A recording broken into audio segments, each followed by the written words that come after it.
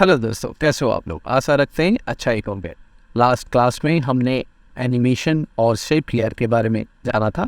आज इस क्लास में हम टेक्स्ट लेयर के बारे में जानेंगे।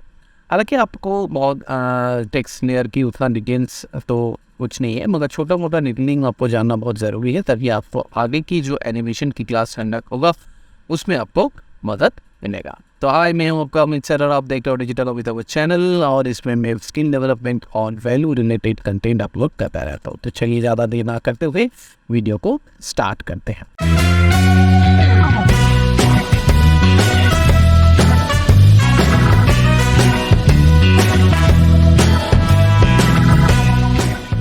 तो सिंपली आपको पता ही है, हमने लेयर की क्लास में बताया था कि आपको टेक्स्ट लेयर लेने के लिए आपको सिंपली एक न्यू टेक्स्ट लेयर लेना है जो कि एम्प्टी होगा। और इसमें मैंने नाम दे दिया, सपोज कीजिए कि डिजिटल अमिताभ मेरा अपना चैनल का नाम, और इसको हमने बिल्कुल इसकी जो एंकर पॉइंट है उसको मिडिल पे करते हैं, और फिर इसको हम इस तरीके से ले आते हैं। तो जैसे ही आप टेक्स्ट लेयर करोगे तो इसमें देखोगे टेक्स्ट और ट्रांसफॉर्मेशन दोनों है। ये ट्रांसफॉर्मेशन जो हर एक लेयर की बेसिक प्रॉपर्टी होती है, और ये जो टेक्स्ट है इस टेक्स्ट में भी बहुत सारे चीज़ें हैं, जैसे कि पाथ ऑप्शन है, इसमें अंदर कुछ भी नहीं है अभी फ़िलहाल। मोर ऑप्शन पे जाएंगे तो जैसे कि anchor point, group alignment, fill and stroke, ये सब चीज़ें आपको मिलेगा। इस टेक्स्ट को अगर हम देखें तो हमारे पास यहाँ पे जो कैरेक्टर पैनल है, इस कैरेक्टर पैनल पे आ जाते हैं, और कैरेक्टर पैनल पे वही बेसिक पुराना फॉर्मेट है, जो पुराना फॉर्मेट में आप यहाँ पे देख सकते हो कि जो आपकी इलस्ट्रेटर फोटोशॉप में टेक्स्ट की प्रॉपर्टीज़ होती है वही टेक्स्ट की प्रॉपर्टीज़ इसमें है। ठीक है, सिंपली अपने टेक्स्ट लिख लिया और टेक्स्ट के अंदर इस तरीके से फिल करना आप दे सकते हैं। करेक्ट। अब यहाँ पे जो सोर्स टेक्स्ट है, यहाँ पे मान लीजिए कि इसमें सोर्स टेक्स्ट पे आपने की फ्रेम ऐड किया और 1 सेकेंड बाद यहाँ पे दूसरा की फ्रेम ऐड किया, और इस जगह को आपने कर दिया मान लीजिए तब वो डिजिटल। ठीक है, तो आप देखोगे कि ये इस तरीके से चेंज भी होता हुआ दिखेगा आपको। ये एनिमेट होता हुआ नहीं दिखेगा, मगर सिर्फ की फ्रेम पे जाके वो अपने आप में चेंज होगा। अब हम क्या करते हैं, सपोज कीजिए आई लव इंडिया हमने लिखा, और इसको थोड़ा कैरेक्टर साइज थोड़ा छोटा करते हैं, क्योंकि इसकी जो एंकर पॉइंट हो यहाँ पे है, इसको हमने इस तरीके से किया। ये हमारा टेक्स्ट है। ठीक है, अब इसी टेक्स्ट को अगर हम पाथ में करना है तो ध्यान रहे कि इस टेक्स्ट को पाथ में करने के लिए कन्वर्ट, इस टेक्स्ट को पहले सिलेक्ट कीजिए, पेन टूल लीजिए, और इस तरीके से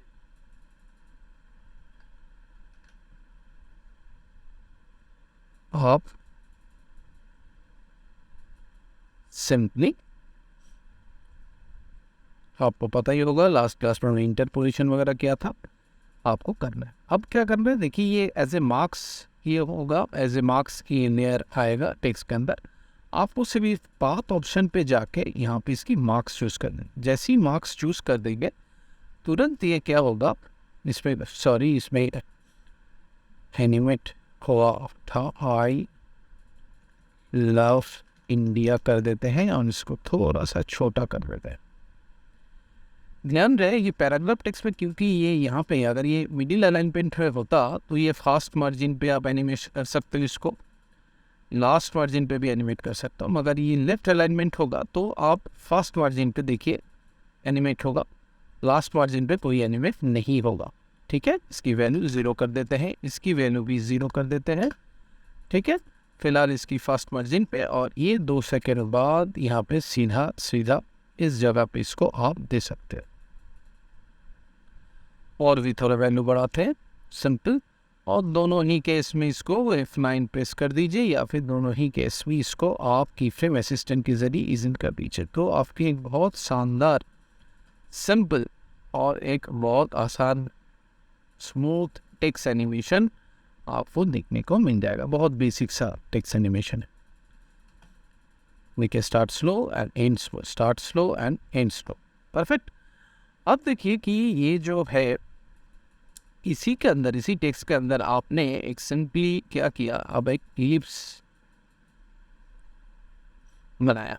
अभी जो एप्स है एज ए मार्क्स 2 आपने बना दिया। अब इसकी बात को अगर आप मार्क्स 2 कर दोगे तो ये सिंपली उस मार्क्स को छोड़ता हुआ इस मार्क्स में घूमता रहेगा। ठीक है, तो ये आप कर सकते हो एक ही टेक्स्ट के अंदर, और आपकी मार्क्स 2 को ये जो रिवर्स पाथ है इसको ऑन कर दो तो ये ऊपर आ जाता है, और इसकी जो एनिमेशन है आप इस तरीके से कंडक्ट कर सकते हो। देख रहे हैं धीरे से स्लो होकर धीरे से स्टार्ट हो रहा है, और फिर से मतलब इसकी स्टार्टिंग और एंडिंग जो है वो बहुत स्लो, एक बिल्कुल रियलिस्टिक। परपेंडिकुलर अगर आप ऑफ कर दोगे तो ये इस तरीके से बिहेव करेगा, इसीलिए हम परपेंडिकुलर नहीं करते। फोर्स अलाइनमेंट अगर कर देते हैं तो ये बेसिकली पूरा टेक्स्ट में अलाइन, मतलब पूरी जो पाथ है उस पूरे पाथ में अलाइनमेंट हो जाता है। तो इस तरीके से आप टेक्स्ट की एनिमेशन स्टार्ट कर सकते हो। टेक्स्ट के एनिमेशन के साथ ही आप, जैसे मैंने लास्ट क्लास में शेप की एनिमेशन किया था, उसी तरह आप इसमें टेक्स्ट और शेप मिलाकर आपकी लोगो एनिमेशन और इंट्रो एनिमेशन आप कंडक्ट कर सकते हो। सिंपल। चलिए दूसरा एक टेक्स्ट ले लेते हैं, और इस टेक्स्ट में हम लेते हैं, सपोज कीजिए आई लव माई फैमिली। ठीक है,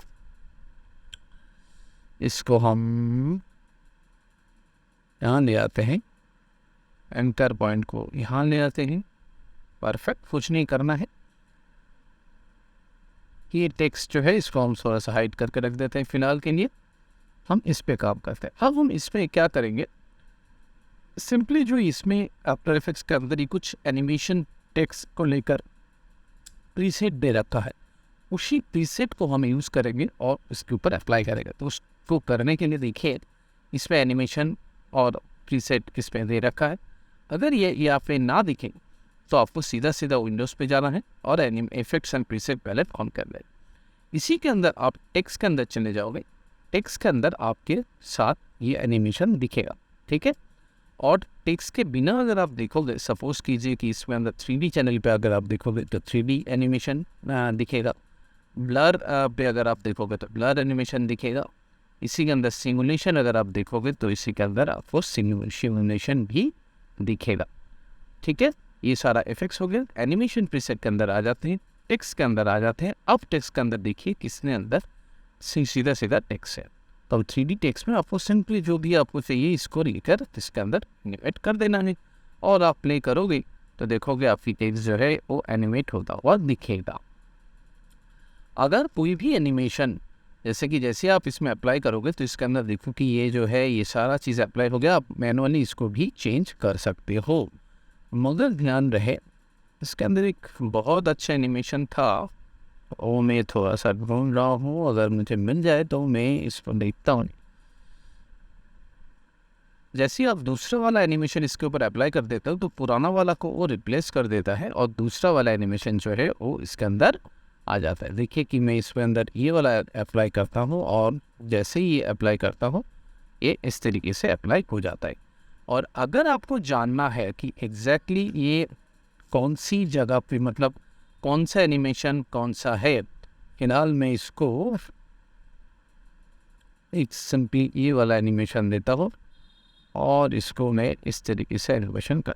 ठीक है, तो आपको क्या करना है, गूगल पे जाना है और इसमें लिखना है text animation preset gallery after effects. तो इसमें आपको जो सेकंड वाला लिंक मिलेगा उस लिंक पे जाइए, और उस लिंक पे जाने के बाद आपको इसमें जितने सारे एनिमेशन प्रीसेट है, देखिए 3D टेक्स्ट, एनिमेट आउट, इस तरीके का यहाँ पे भी 3D टेक्स्ट उसी सीरियल वाइज आपको सारा इसमें दिख जाएगा।